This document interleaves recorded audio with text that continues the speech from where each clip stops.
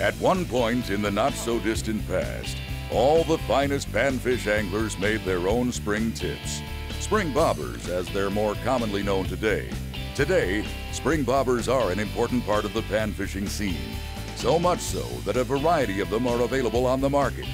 It's a rare great panfish angler today who doesn't incorporate them into their fishing. The spring bobber's really working now, isn't it? Heck yeah. Here, I'll get this out of your way. There's really some nice crappies in this lake, huh?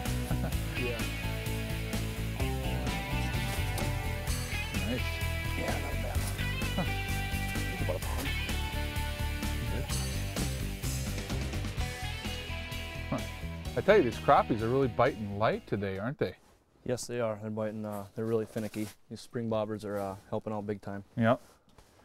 Even a big crappie like this, they'll just come up, and it seems they'll either grab it, or they might even up bite it, which is they come up, if you're jigging up vertical or up off the bottom 5 feet, they'll come up and grab it and then keep swimming up. Yes, they will. So with this spring bobber, it allows you to take just the slightest bump, you know, or if it's down here like this and it comes up, boy, then you know something's awry too. Especially with that maggot bite too. Yeah, I mean, yeah, exactly.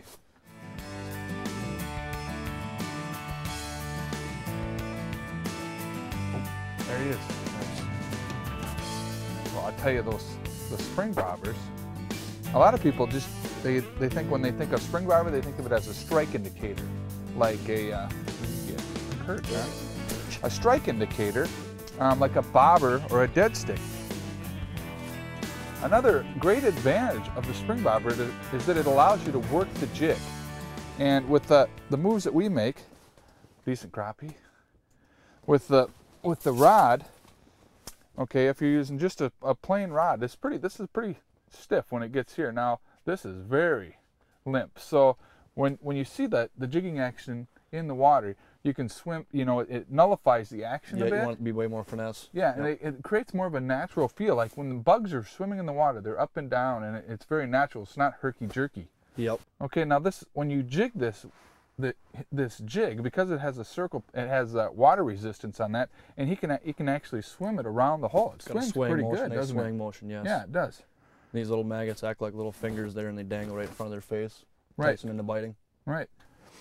Now, Damien and I have two different spring bobbers. He has one that's a little more sensitive, a little lighter action, and you want it to be bent at about this.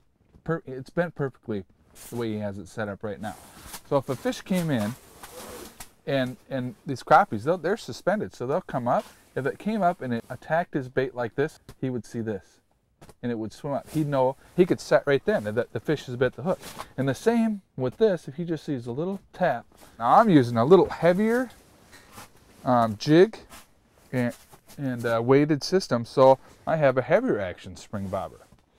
And true too with this particular spring bobber, because this is long, now this is sleeved, so I can actually slide this wire back this way, and what that'll cause is this to stiffen up. So if I slide it back, I'll just show you quick. Now this is shorter, still serves as a, but it's stiffer. Yep. So you can work an even heavier jig. Yep. Or if you slide it all the way out, you can work a lighter jig. So yeah, noticeably thin. And you know, for this time of year, you usually use minnows. Yep, they should be going full-fledged. Yep, and they come in and they just inhale. You know, they're on the chomp pretty good. Oh man, that is, look at that. Oh. Nice. Oh, dandy.